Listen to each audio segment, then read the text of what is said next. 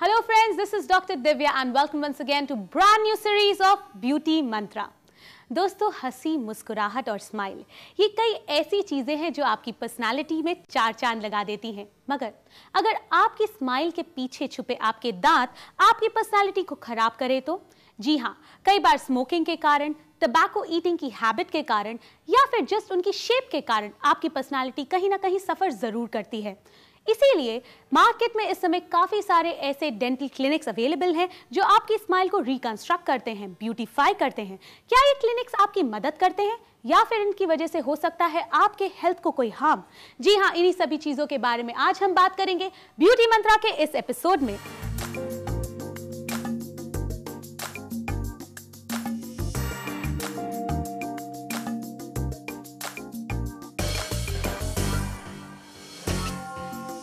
तो चलिए आज के इस एपिसोड की शुरुआत करते हैं और मिलते हैं हमारे आज के एक्सपर्ट डॉक्टर निखिल वशी से।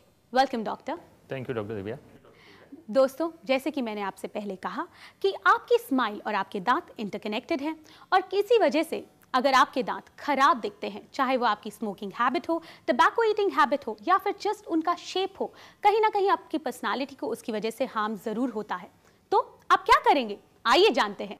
हाल के कुछ वर्षों में टीथ व्हाइटनिंग कॉस्मेटिक डेंटिस्ट्री का अट्रैक्शन बनता जा रहा है। इसका क्लेम है कि वो दांतों के दाग धब्बों को दूर कर सेलिब्स जैसी स्माइल को वापस दिला सकता है। टीथ व्हाइटनिंग के लिए ब्लीचिंग स्ट्रिप्स, ब्लीचिंग पेन्योर गेट के अलावा कई मेथड्स प्रचलित हैं, जिनकी मदद से कुछ सिटिंग्स के बाद दांतों को फिर से चमकीला बनाया जा सकता है। पर दांतों की सफेदी को निखारने वाला ये ट्रीटमेंट दांतों और मसूड़ों के लिए कितना सुरक्षित है, ये देखना जरूरी है। डॉक्टर, जैसे कि मैंने कहा कि smile and teeth are interconnected and because of that there are lot of problems happening. कई लोगों को स्मोकिंग की हैबिट होती है, टबैको ईटिंग की हैबिट होती है, पान स्टेन जो रहते हैं पान खाने की वजह से, वो भी आपके दांतों को कहीं ना कहीं खराब जरूर करते हैं। So is it fine to go for teeth whitening या bleaching? It is not harmful to start with, but before the bleaching is done, the primary treatment part should be to clean the teeth. Okay. जो भी दांतों के ऊपर deposits लगे हुए हैं या पपड़ी जमी है या जो स्टेन्स लगे हुए हैं, उनको पहले क्लीनिंग करवाना चाहिए और उसके बाद में अगर दांतों का कलर थोड़ा डार्क है तो थोड़ा लाइट कर सकते हैं ब्लीचिंग की मदद से। आई थिंक डॉक्टर, कई सारे प्रोडक्ट शायद आप भी जानते होंगे मार्केट में अवेलेबल हैं जो दांतों को सफ़ेद बनाने के, यानी कि टीथ को वाइट करने के लिए अवेलेबल है मार्केट में, विच आर हार्मफुल और not harmful, we are not nobody to decide that, but still उनके कुछ ना कुछ साइड इफेक्ट्स ज़रूर हैं। और ऐसा ही हमने एक सवाल हमारे व्यूअर्स से भी किया था कि आपको टीथ वाइटनिंग के लिए ऐसे प्रोडक्ट्स का यूज़ करना चाहिए या नहीं करना चाहिए। यही सवाल हमने आपसे पूछा और आप में से 70% लोगों ने कहा कि टीथ वाइटनिंग कराना is not at all a bad idea और 30% लोगों ने कहा कि नहीं, शायद इसमें कोई हार्म हो सकता है। तो चलिए जानते हैं डॉक्टर वशी से कि आखिर इसमें कोई हार्म है भी या नहीं। डॉक्टर वाशी, टीथ वाइटनिंग में कोई हार्म हो सकता है अगर कुछ बुरे प्रोडक्ट्स यूज़ किए जाएं या जो एडवर्टाइज प्रोडक्ट्स हैं उन्हें यूज़ किया जाए तो? अगर वो प्रॉपरली यूज़ नहीं किया जाए तो हार्म हो सकती है, क्योंकि उसमें जो केमिकल्स यूज़ होते हैं वो अगर लिप्स को लगे या गम्स को लगे या थ्रोट में जाए तो उसके लिए वजह से इरिटेशन हो सकता है और अल्सरेशन वगैरह भी हो सकता है। Okay, it can lead up to ulceration. या ऐसे पेशेंट्स आपके पास आते हैं? ज़्यादा नहीं, अगर वो डेंटिस्ट के पास में करवाया हो तो ऐसे प्रॉब्लम्स नहीं होते हैं। अगर अपने आप कुछ समझे भी ना किए हैं और कुछ प्रॉपर इंस्ट्रक्शंस फॉलो नहीं किए हैं तो ऐसे प्रॉब्लम्स हो सकते हैं। Otherwise it is quite safe if it is done properly.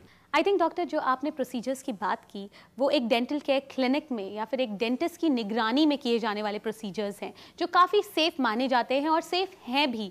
मगर मैं जिन प्रोडक्ट्स की बात कर रही हूँ या जिनके बारे में हमने हमारी जनता जनार्दन से पूछा, वो ऐसे प्रोडक्ट्स हैं जो आप अपने घर में अपनी कन्वीनियंस में यूज़ करें एंड जिसमें ब्लीचिंग एजेंट्स जो हैं बहुत ही ज़्यादा मात्रा में पाए जाते हैं और इन्हें कहा जाता है कि आप वीकली बेसिस पे अपने दांतों पे यूज़ करें, जिससे आपके दांतों पे जो स्टेन्स हैं because of smoking, because of tobacco chewing or because of pan stains, you know, they get vanish।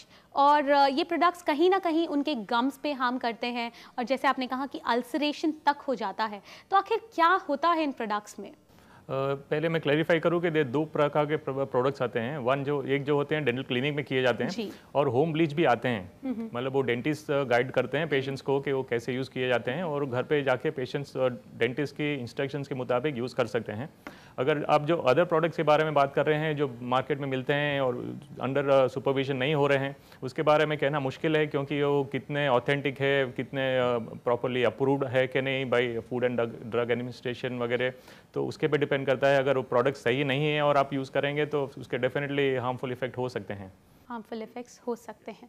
अभी हमारी एक करेस्पॉन्डेंट हैं जो इस समय पब्लिक के अंदर है, जनता जनार्दन के साथ हैं, और यही सवाल उनसे पूछ रही हैं। तो आइए देखते हैं उनका क्या कहना है। आपने कभी टीथ व्हाइटनिंग के बारे में कुछ सुना है? हाँ जी, सुना है मैंने टीथ व्हाइटनिंग के बारे में कि उन लोग कुछ केमिकल लगा के और फिर उसको व्हाइटन करते हैं। मैं नहीं सुना। हाँ, मैंने टीथ व्हाइटनिंग का नाम सुना है। डेंटिस्ट के पास लोग जाते हैं, करवाते हैं इसे। मैंने कभी नहीं करवाया है। खाना खाने के बाद पीलापन आता है, वो तो व्हाइटनेस का तो करना चाहिए। वो सब गार्गलिंग खाने के बाद ये सब तो करना ही चाहिए। हाँ, टीथ व्हाइटनिंग के बारे में सुना है कि जो दांतों को वाइट करने के लिए लोग डॉक्टर के पास जाके डेंटिस्ट के पास करवाते हैं, तो टीथ व्हाइटनिंग होती है। सुना है, मेरे कुछ फ्रेंड्स ने कराया भी है, बट देन दैट्स इट। उससे ज़्यादा मैंने कभी इसमें इंटरेस्ट लिया नहीं। मेरे फ्रेंड ने किया था। फ्रैंकली स्पीकिंग उसने तो अपनी गर्लफ्रेंड को इम्प्रेस करने के लिए किया था। यार very serious about it. Actually depend करते हैं, अगर ज़रूरत है to look better, to smile better, teeth whitening करानी चाहिए। हाँ, टीथ व्हाइटनिंग क्यों कराते पता ही नहीं। एक्चुअली आई फील के it's not a natural process, so it could be hurt your teeth, so I feel नहीं कराना चाहिए। टीथ व्हाइटनिंग कराते हैं ऑब्वियसली, जिससे कि उनके दांत वाइट दिखे, ज़्यादा अच्छे दिखें। और जैसा कि आजकल क्रेज़ है, हर जगह सब मॉडल्स और इन सबको देख के इंस्पायर होते हैं, हमें इनके जैसे दांत चाहिए। It's like that. Teeth white करना चाहिए, क्योंकि उसका फेस के लिए बहुत अच्छा है, अच्छा देखने के लिए, अच्छा माउथ का कोई बदबू नहीं आता है, इसका तो वाइट क्लीन करना चाहिए, वाइटनेस भी चाहिए। हाँ, काफ़ी लोग सुनना है कि आजकल ट्रेंड है या वाइटनिंग करवानी चाहिए। मेरे हिसाब से नहीं करवानी चाहिए। हम ब्रश करके खुद भी उतना ही टीथ का ध्यान रख सकते हैं अपने। टीथ क्लीनिंग, जो दांतों में जो कैविटीज़ लग जाती है उसको साफ़ करना, वो क्लीनिंग हो गया। और टीथ व्हाइटनिंग एक ही शेप में सारे दांत सेम कलर में लाना, टीथ व्हाइटनिंग हो गया। मैं तो कभी करवाया नहीं हूँ टीथ व्हाइटनिंग या टीथ क्लीनिंग, तो मुझे तो नहीं पता है। टीथ व्हाइटनिंग में ब्लीचिंग और अदर केमिकल्स यूज़ किए जाते हैं, तो cleaning is a different part and whitening it's a very different part, so I feel कि टीथ व्हाइटनिंग नहीं कराना चाहिए। Teeth whitening mean teeth cleaning तो यानी कि कुछ अगर डस्ट वगैरह टीथ के ऊपर जम चुके उसे क्लीन करवा लिया। Teeth whitening Teeth cleaning is teeth whitening is like bleaching. Teeth cleaning is like something like particles which get into your cavity to clean out that. I think doctor काफ़ी mixed reactions हैं, काफ़ी सारे confusions हैं, काफ़ी सारे myths हैं public के अंदर। एक सबसे बड़ा मिथ जो मुझे दिखाई दे रहा है वो ये है कि टीथ वाइटनिंग और टीथ क्लीनिंग इसे एक ही माना जाता है। So what's the basic difference in that? Teeth cleaning एक प्रोसीजर होता है, डेंटल प्रोसीजर, जिसमें दांतों के ऊपर जो पपड़ी जमी होती है, जो प्लाक जमा होता है, उसको निकालना है ताकि दांत और मसूड़ों की सेहत अच्छी रहे। क्योंकि वो जो डिपॉजिट्स रहते हैं, प्लाक और जो टाटा डिपॉजिट्स, उसमें बैक्टीरिया रहते हैं जो गम्स को और टीथ को हार्म करते हैं। दांतों में कैविटीज़ हो सकती हैं और गम्स में स्वेलिंग आते हैं, और अगर उसको क्लीन नहीं किया जाए तो आगे चल के दांत लूज़ हो जाते हैं, क्योंकि जो हड्डी दांतों को सपोर्ट करती है वो धीरे धीरे गल जाती है और फिर दांत ढीले पड़ के गिर जाते हैं। और उसमें पस भी कलेक्ट होता है और पेरियोडोंटाइटिस जिसे कहते हैं, ऐसा होता है। तो ये कंडीशन को पहले ही कुछ भी डिपॉजिट्स होने नहीं चाहिए, और सबको रेगुलरली डेंटल चेकअप करवाना चाहिए और क्लीनिंग भी करवाना चाहिए अगर पपड़ी जमती है तो। ब्लीचिंग है, दांतों को, जब दांतों का नेचुरल कलर है उसको थोड़ा सा ब्राइट करना है, वाइट करना है। तो 1-2 शेड्स वाइट हो सकते हैं ब्लीचिंग के प्रोसीजर से। उसके लिए स्पेशल केमिकल्स यूज़ किए जाते हैं जो दांतों के ऊपर कुछ समय तक रखने होते हैं। वो मे बी 2-3 हफ्ते में उसका जितना भी करेक्शन होना होता है कलर का, उतना हो सकता है। ओके, आई थिंक जो टीथ वाइटनिंग प्रोसीजर्स हैं वो काफ़ी कॉमनली यूज़ होते हैं, क्योंकि आजकल लोग चाय कॉफ़ी बहुत ही ज़्यादा मात्रा में पीते हैं। अगर वो स्मोक नहीं भी कर रहे हैं या अगर उनमें कोई बुरी हैबिट्स नहीं भी हैं, तो भी चाय कॉफ़ी उतना काम कर जाते हैं कि उनके जो दांत हैं वो पीले पड़ने लग जाते हैं। तो क्या उससे भी हमारे दांतों को किसी तरीके का हार्म होता है?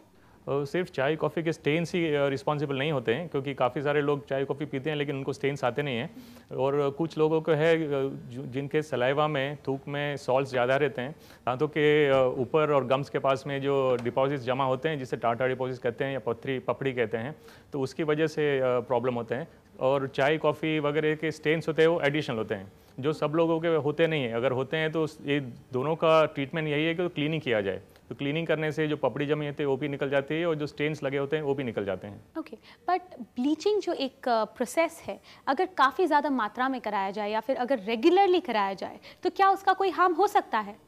प्रॉपरली किया हो तो उसका हार्म नहीं होगा, क्योंकि वो जो साइंटिफिकली प्रूव्ड मेथड से जब किया जाता है तो उससे हार्म नहीं होता है। जो मटेरियल यूज़ करना है वो एक्सेसिवली यूज़ नहीं करना है, जितना टाइम के लिए रखने को बताया गया है उतना टाइम के रखना चाहिए और रेगुलर चेकअप्स होना चाहिए, तो फिर वो हार्मफुल नहीं होते। आई थिंक हमारे पास कुछ ऐसे पिक्चर्स हैं या कुछ ऐसे पेशेंट के पिक्चर्स हैं जिन्हें काफ़ी ज़्यादा प्रॉब्लम्स हो गई एक ब्लीचिंग एजेंट यूज़ करने के बाद।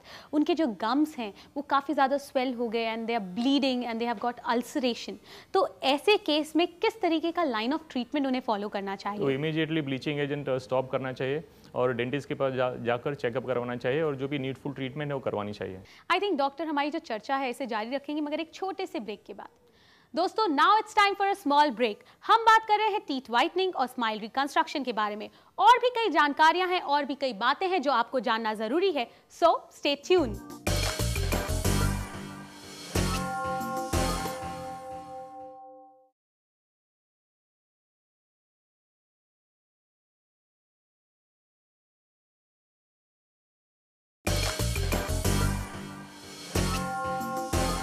Welcome back after the break. आप देख रहे हैं brand new series of beauty mantra और आज हम बात कर रहे हैं टीथ व्हाइटनिंग और स्माइल रिकंस्ट्रक्शन के बारे में। डॉक्टर, जैसे ब्रेक पे जाने से पहले हमने जाना कि टीथ व्हाइटनिंग क्या है, किस तरह से करना चाहिए और उसे अगर आप गलत हो जाते हैं, अगर आप गलत प्रोडक्ट्स यूज़ करते हैं तो उसे किस तरह से ठीक करना चाहिए। Now let's come to the most important thing, that is smile reconstruction, smile designing. ये एक नया कंसेप्ट है, आखिर ये है क्या? जब दांत की पोजीशन ठीक नहीं होती या दांत के शेप, साइज़ और कलर सही नहीं होते तो जो स्माइल होता है वो ठीक नहीं रहता है। Correct. तो जब हम दांतों की पोजीशन करेक्ट करें या उनके शेप, साइज़ और कलर सही नहीं है तो उनको करेक्ट करें तो स्माइल बहुत अच्छी तरह से इम्प्रूव हो सकती है। तो जब दांत टेढ़े मेढ़े होते हैं तब हम ब्रेसेस लगाकर उससे सही करते हैं, और जब दांतों के शेप, साइज़, कलर सही नहीं है या थोड़े से दांत टेढ़े मेढ़े हैं या थोड़े से गैप्स वगैरह हैं तो कॉस्मेटिक प्रोसीजर के जरिए से स्माइल को इम्प्रूव किया जा सकता है। आई थिंक आपने तरीकों के बारे में बताया कि ब्रेसेस लगाए जा सकते हैं या फिर गैप्स को कम किया जा सकता है। क्या इन प्रोसीजर्स का कोई किसी तरीके का साइड इफ़ेक्ट होता है? नहीं, एक्चुअली इसका कोई साइड इफ़ेक्ट नहीं होता है जब सही तरीके से साइंटिफिकली किया जाता है।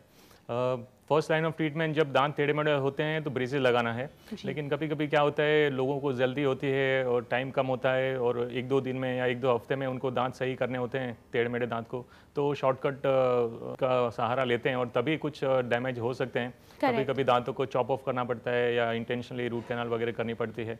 अगर वो पहले से ही ट्रीटमेंट करवा ले दांतों की ब्रेसेस लगा के तो लास्ट मिनट पे कुछ शॉर्टकट करने की ज़रूरत नहीं पड़ती है। Okay, shortcuts are always dangerous. Yes, definitely. Okay, आपने बोला कि 1-2 दिन में भी दांत ठीक हो सकते हैं, because there are lot of ads. कई ऐसी न्यूज़पेपर कटिंग्स हमारे पास हैं जो ये प्रूव करती हैं कि आप एक दिन आइए और एक दिन में आपके टेढ़े मेढ़े दांत ठीक हो जाएंगे, अगर आपके दांत नहीं है तो वो दांत लग जाएंगे, and you know different kind of things are there in those kind of ads. तो क्या वो सही है? क्या ऐसा पॉसिबल है? कुछ कंडीशंस में मे भी ये पॉसिबल हो सकता है, लेकिन सभी कंडीशंस में it may not be the first line of treatment. जैसे कि मैंने पहले बताया, अगर आप पहले से ही डेंटल हेल्थ के बारे में आप कॉन्शियस है और रेगुलर चेकअप वगैरह करवाते हैं तो कुछ कंडीशंस पहले से ट्रीट किए हुए तो लास्ट मिनट में आपको करने की ज़रूरत नहीं पड़ती है। और जब ये लास्ट मिनट में आप करने जाते हैं तो कभी कुछ ड्रास्टिक मेजर्स भी लेने पड़ते हैं, जैसे cutting, chopping of the teeth वगैरह होता है, तो उसमें कुछ हार्मफुल इफेक्ट्स हो सकती हैं और it may not be very ethical also. I think majority of people are very much scared of dentist, और इसका एक नमूना हमें देखने को मिला जब हमने एक वॉक्स पॉप किया। हमने जाना कि आप डेंटिस्ट से डरते हैं और मोस्टली लोगों ने ये कहा। एक्सट्रीम केस में जाके दांत खराब करके डेंटिस्ट के पास जाने की इच्छा नहीं है मेरी। हाँ, डेंटिस्ट का जाना मैंने पहले हम खुद ट्राई करेगा, नहीं होगा तो डेंटिस्ट के पास जाना है। वैसे अगर कोई शौक नहीं है मुझे जाने का, ऑफ कोर्स घर में ब्रश कर सकता हूँ मैं। हाँ, तो घर अगर सही रहें तीन तो कोई ज़रूरत नहीं है। नहीं, मैं तो नहीं पसंद करता। No, I don't like going to a dentist. No, I don't like going to dentist. Please, no thanks. क्योंकि अगर आप डेंटिस्ट के पास जाएंगे तो मेरे हिसाब से और प्रॉब्लम्स होंगी अगर टीथ में नहीं है तो। आई थिंक डॉक्टर आज भी सब लोग बहुत ज़्यादा स्कैर्ड रहते हैं डेंटिस्ट से। उनका बस यही रहता है कि नहीं, डेंटिस्ट के पास नहीं जाना, कुछ भी हो जाए, जब तक एक वो आखिरी स्टेप, ये एक ऐसी सिचुएशन नहीं आ जाती जहाँ पर पेन अनबियरेबल हो जाता है, व्हेन दे नो कि their teeth is going to drop now, तभी वो डेंटिस्ट के पास जाते हैं। तो आप ऐसे लोगों को क्या कहना चाहेंगे? Actually it is a misconception, क्योंकि आजकल डेंटिस्ट में इतने एडवांसेस हुए हैं कि most of the treatments are not very painful और it can be manage very well, और some treatment are absolutely painless also. So लोगों को जो डर है डेंटिस्ट के पास जाने का, वो निकाल देना चाहिए। और जब बहुत पेन होता है डेंटिस्ट के पास जाते हैं, तब तक बहुत सारा डैमेज हो गया होता है। Correct. क्योंकि डेंटल कंडीशंस ऐसी है, कैविटीज़ और गम प्रॉब्लम्स, जिसमें शुरू में बिल्कुल पेन नहीं होता है। जब पेन होना शुरू होता है तब वन कैन मेक आउट के बहुत सारा डैमेज हो चुका है। या so you should not wait till you start getting pain in your teeth like. So that's why it is very important कि आप रेगुलरली डेंटिस्ट के पास जाकर चेकअप करवाएं हर 6 महीने में। और आजकल लेटेस्ट रिसर्च भी बता रहे हैं कि जब दांतों के ऊपर पपड़ी जमी रहती है, प्लाक डिपॉजिट्स रहते हैं, तो ना ओनली ओरल हेल्थ को अफेक्ट करते हैं, लेकिन जनरल हेल्थ को भी अफेक्ट करते हैं। जैसे कि it can lead to heart attacks and strokes and arthritis and even in diabetes also it can affect adversely. Oh my God, these are the new points what you're saying. Right. दोस्तों, आपके लिए जानना बहुत ज़रूरी है कि आपके दांत ना सिर्फ आपको खूबसूरत दिखाते हैं, बल्कि आपको हार्ट डिजीज़ और जो प्रॉब्लम्स आपने बताए हैं उन सब से बचाते हैं। But how it's interconnected? Because that plaque which can go into the bloodstream directly, suppose the gums were swollen, मसूड़े में सूजन है, तो जो प्लाक होता है वो डायरेक्टली ब्लड स्ट्रीम में जा सकता है, उसमें बैक्टीरिया रहते हैं and it can lead to heart vessels, और हार्ट वेसल्स में जाके वो स्टक हो जाते हैं, तो ऑब्स्ट्रक्ट करते हैं, इसकी वजह से हार्ट अटैक आते हैं। या तो ब्रेन में जाके अगर स्टक हो जाते हैं, तो ब्रेन में कुछ एरियाज़ में ब्लड सप्लाई नहीं होती है, तो स्ट्रोक आ सकता है। तो इस तरह से वो अफेक्ट करते हैं। Okay, that was a very interesting point you told, and I think हमारे जो व्यूअर्स हैं उन्होंने आपकी जो भी चर्चा हमारे बीच हुई है उसे बहुत ध्यान से सुना है, और उस चीज़ को ध्यान में रखते हुए, मद्देनज़र रखते हुए, वो अपने दांतों का और भी ज़्यादा ध्यान रखेंगे और डॉक्टर को विजिट करना कभी नहीं भूलेंगे। Thank you very much doctor. Thank you so much. दोस्तों, आज हमने जाना कि टीथ वाइटनिंग और स्माइल डिजाइनिंग, ये 2 टॉपिक सिर्फ और सिर्फ आपकी खूबसूरती से कनेक्टेड नहीं है, ये कहीं ना कहीं आपको बचाते हैं हार्ट डिजीज और स्ट्रोक से भी। So next time please remember, please visit your dentist. और यही नहीं, अगर आपके पास कोई सवाल है या कोई क्वेरी, आप हमें कांटेक्ट कर सकते हैं। हमारे कांटेक्ट डिटेल्स हैं care world, post box number 11999, Azad Nagar post office, अंधेरी वेस्ट, मुंबई 400053। हमारा फोन नंबर है 02266910096। आप हमें ईमेल भी कर सकते हैं mail@careworldtv.com पर। हमारी वेबसाइट है www.careworldtv.com। दोस्तों, नाउ इट्स टाइम टू से यू गुड बाय। हम मिलेंगे ब्यूटी मंत्रा के अगले एपिसोड में और भी कई जानकारियां लेके। But till then, stay beautiful and look young. Hi, मेरा नाम चंदन कुमार है। केयर टीवी मैंने प्रोमो देखा जिस पे मैंने अपना ओपिनियन भेजा 5733 पे, तो आई एम सो लकी कि मैं वहाँ पे विनर हुआ और डॉक्टर वसी के साथ, मतलब केयर वर्ल्ड में मेरी मुलाकात करवाई, जो टीथ के डॉक्टर है, और उनसे मैंने अपना टीथ क्लीन करवाया।